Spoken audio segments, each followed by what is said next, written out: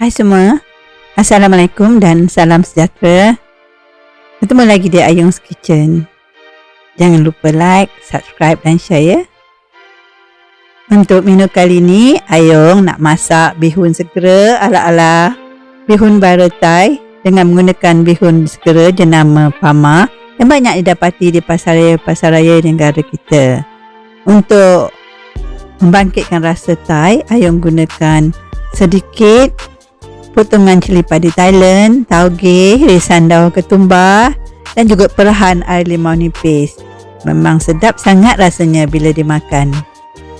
Jom kita mula masak. Bahan-bahannya: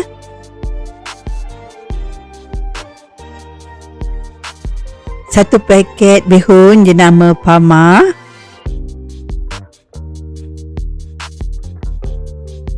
sedikit tauge, satu biji telur, sedikit daun ketumbar, sedikit potongan limau nipis, 3 biji cili merah Thailand. Mula-mula kita masukkan air panas terlebih dahulu.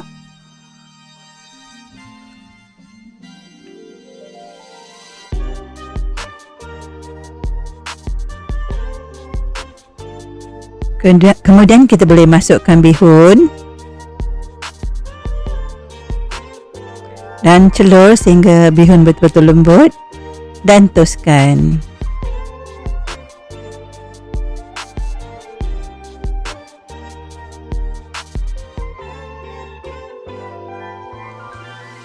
Daun ketumbar Ayung hiris kecil.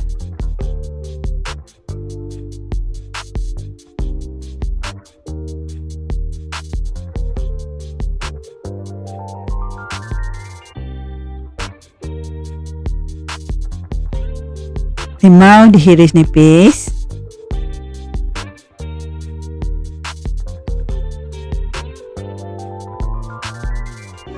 Cili padi Thailand Ayung potong kecil.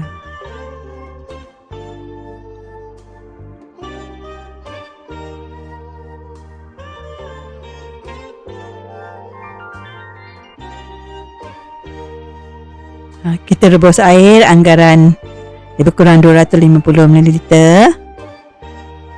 Bila air mendidih, kita boleh masukkan perencah mi segera Parma.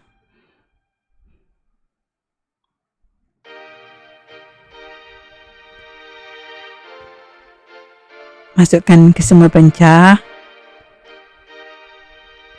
Kemudian Ayung pecahkan 1 biji telur.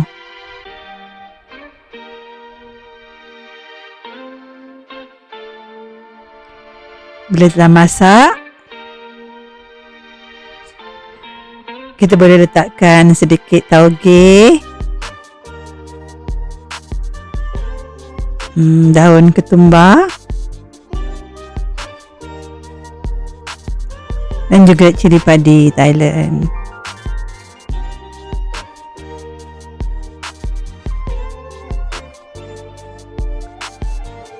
Kemudian kita boleh curahkan kuah yang telah dimasak tadi bersama telur ke atas bihun.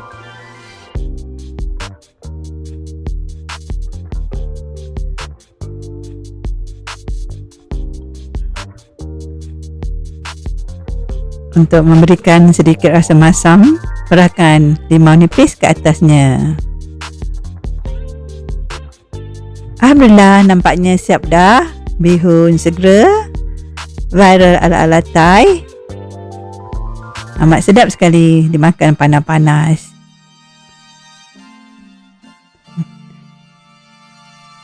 Cuba mencuba ya kawan.